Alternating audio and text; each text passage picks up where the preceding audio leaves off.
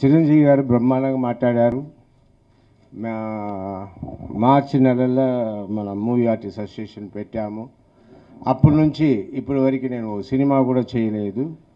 దాంతోపాటు మా ఇంట్లో చాలా చాలా ప్రాబ్లమ్స్. ఎందుకంటే మూవీ ఆర్టిస్ట్ అసోసియేషన్ కోసం ఇంత మెంటల్గా పనిచేస్తున్నావే అని నన్ను తిట్టి లాస్ట్ చివరికి నా కారు మర్సిడీస్ బెంజ్ పోవడానికి కూడా కారణం ఇదే. ఓకే, ఇప్పుడు చిరంజీవి గారు బ్రహ్మాండంగా మాట్లాడారు. కరెక్ట్, లోకంలో ఇలాగే మాట్లాడాలి, అందరూ కలిసి వెళ్ళాలి, అందరూ కలిసి నడవాలి, అందరి ప్రజాస్వామ్యం అన్నది ఉండాలి. అది బ్రహ్మాండంగా మాట్లాడారు. బ్రహ్మాండంగా మమ్మల్ని అంతా కలిసి నడవమంటున్నారు. ఎస్, కానీ ఇక్కడ ఒక నిప్పుని కప్పిపూస్తే అది ఎలాగైనా పొగ రాకుండా ఉండదు. పొగ వస్తుంది అంటే నేను చెప్పి లెట్ మీ మీరు మాట్లాడినప్పుడు ఐ డి మీరు చెప్పారు ఉండండి. ఎలాంటి విషయాలు సర్దుకుపోయే విషయాలు చెవులో చెప్పాలి. ఇప్పుడు ఫ్యామిలీలో అందరింట్లో గొడవలు ఉన్నాయి, కానీ గొడవలు బయట తెలియకుండా మన కప్పిపుచ్చుకుంటున్నాము తప్ప. ఇక్కడ నేను చెప్పేది ఒకటి, మనమంతా హీరోలుగా సినిమాలో హీరోగా సినిమాలు యాక్ట్ చేస్తున్నాం, కానీ అదే హీరోగా మనం రియల్ లైఫ్లో పనిచేసినప్పుడు దాన్ని నొక్కేస్తున్నారు, దాన్ని తొక్కేస్తున్నారు. వినండి మోహన్ బాబు గారు, వినండి.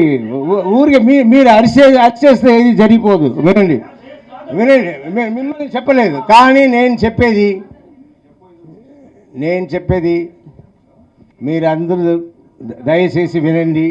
ఇక్కడ ఈ మూవీ ఆర్టిస్ట్ అసోసియేషన్లో 26 మందిలో 18 మంది ఒకవైపు, 8 మంది ఒకవైపు. ఇంతకుముందు శివాజీ గారు అండ్ శ్రీకాంత్ గారు జరిగిన దాంట్లో ఏ ప్రాబ్లం జరగలేదు అని చిరంజీవి గారు ఇప్పుడు అన్నారు.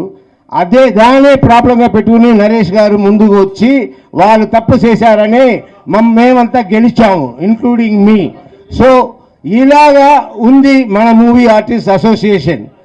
ఈ అసోసియేషన్లో ఇంకా ఏమీ ఫ్రాంక్గా జరగట్లేదు. సరే, నేను ఇలాగే బతుకుతాను, దానివల్ల నాకు నిందలు వస్తారా అని, కానీ నేను సత్యంగా బతకాలనుకుంటున్నాను, నిజాన్ని చెప్తున్నాను. ఏదైనా ఇంతకు ముందే మాట్లాడి ఇక్కడ తీసుకొచ్చి ఉండాలి. మేము చిన్నపిల్లలు కాదు, అక్కడ వచ్చి ఓ మాట మాట్లాడేసి ఇక్కడ వచ్చి తీసుకొచ్చి అలా కప్పిపుచ్చేయడానికి. ఏదైనా సరిగా నడవాలి, అండ్ మీకే తెలియవస్తుంది. మంచి ఉంటే మైక్లో చెప్పండి, చెడు ఉంటే చెవులో చెప్పుకుందాం గదిలో. అది గౌరవం ఇవ్వలేని వాళ్ళకి నిజంగా ఇది ఇక్కడ ఎందుకు ఉండాలి?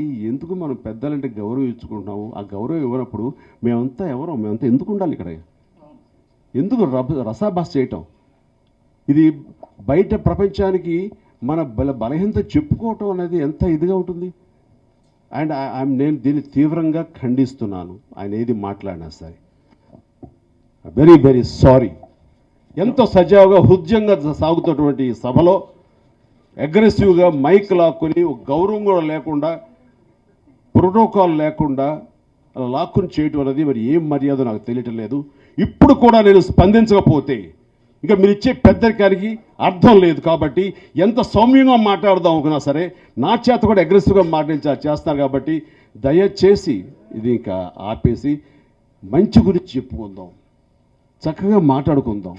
ఎస్, మాట్లాడండి. ఇప్పుడు చిరంజీవి గారు ఎవరు కోపావేశాలకు వెళ్ళొద్దు, చక్కగా చెప్పండి, సలహాలు ఇవ్వండి, ఏం చేద్దాం చెప్పండి, మన ఫ్యూచర్ ఎయిమ్ ఏంటో చెప్పండి, ఆ లక్ష్యాన్ని పెట్టండి, ఆ గుడిని పెట్టి దానికి వెళ్ళటం కోసంగా మనల్ని ఏం చేయాలో మీరు బ్లూ ప్రింట్ ఇవ్వండి, మాకు బ్లూ ప్రింట్ ఇవ్వండి. సో ఇది కాదు. ఇప్పుడు ఏమవుతుంది, మన మీడియా మిత్రులు దీని గురించి చెరువులపలు రాసి అసలైన విషయాన్ని పక్కన పెట్టి ఇది రాస్తారు. ఇది అండ్ ఇష్టం లేనప్పుడు రాకూడదు.